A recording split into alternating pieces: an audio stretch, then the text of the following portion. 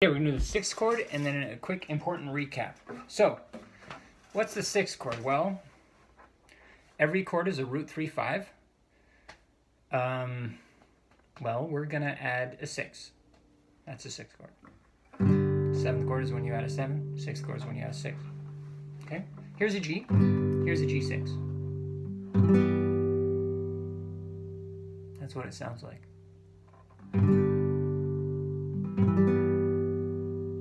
Here's a C, C6.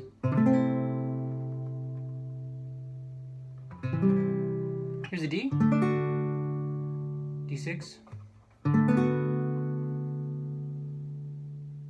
So it does create a sense of tension. It's not very strong tension, right? It's much more chill than, say, a 7. Here's a G6, here's a G7. Okay, see, that really wants to go somewhere. So please, I want to get out. That's where I want to go, right? But this is kind of more chill. You could even just sink back to the note, to the chord without it. And in fact, Daniel Johnston does just that in a bunch of places that, when I heard them, really turned me on to the uses of the sixth chord. Listen, for instance, to Daniel Johnston's Walking the Cow. Listen to Some Things Last a Long Time. He used the sixth chord in those songs in a very naked way that is just beautiful and just great and like doesn't need anything else. So that's cool. But you can also use a 6 as just like we did with the sus 4s and 2s, as a bridge to another chord, as a way to take us somewhere else. Because this added note isn't part of the root 3/5 of our G. Right? That's why it's a G6 and not just a straight G. So it's not native to the G chord, and yet it is native to at least 3 other chords in our key. At least 3 other chords in our key. How do I know that? Well, you can know it too. Think about it. We've talked about building a chord off of every note in a key. Now, there are 7 notes only. Sorry, I don't have enough fingers on one hand. 7. 1, 2, 3, 4, 5, 6, 7. We've built a chord off each one of those. 1, 2, 3, 4, 5, 6, 7. Each one of those has 3 notes in it. But they are only using the original 7 notes. So those notes get recycled. In fact, each note in a scale is going to be used 3 times. It's going to be used in 3 different chords, because one chord is going to have it as its root. Yet another chord is going to have it as its 3rd. And still one more chord is going to have it as its 5th. So it's going to occur in the core, in the root 3/5 of 3 other chords, all within the same key. I'll show you. Here's a G, here's a G6. That added note that does not belong to G does belong to a C. And that's why that sounds the way it does. A little bit of tension, resolve.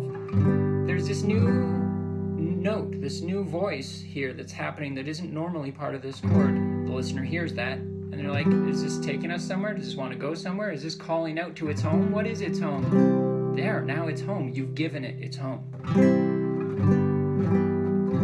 You could also, oh, it totally belongs there. It belongs there. Right? It's got another home. It's got yet another. Okay, so those 3 chords. In this case, I went to the 4 chord, I went to the 6 chord, and I went to the 2 chord. Because the note in question happens to be the 6. Well, 6 occurs in the 2 chord, 2, 4, 6. It occurs in the 4 chord, 4, 6, 1. And it occurs in the 6 chord, 6, 1, 3. Okay, so good to know about. A 6 can also lead into a 7.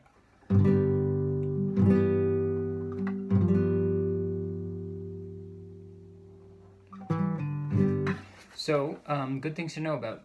I'll show you one last thing. G, G6, C, C sus2, G. What am I doing? All I'm doing is creating this little song.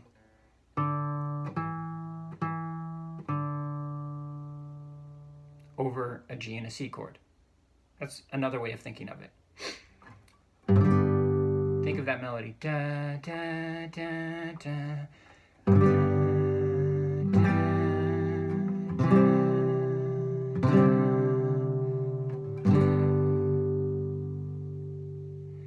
So when you use added notes, another thing that you're kind of doing, if you're aware of it and you're doing it deliberately, is creating melody, right? You're not just enriching the chord. You're not just making this chord a little more interesting. That is one way of thinking of it, and you are doing that. But you're also singing.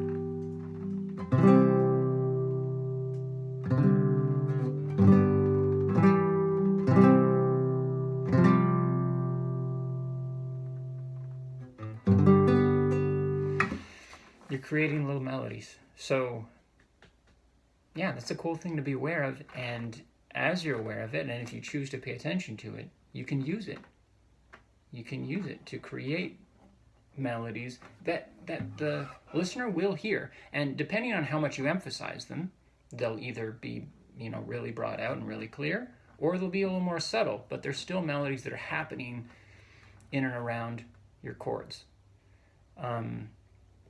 I'm not saying that you should be matching the same thing that people are singing. You certainly can. I do that a lot, but you could be creating on purpose harmony with whatever other melody might be happening over these chords, or you could just be playing these chords and having a melodic thing happening within them. So there's several different ways of thinking of it, but they're all useful. So I want you to have them as tools.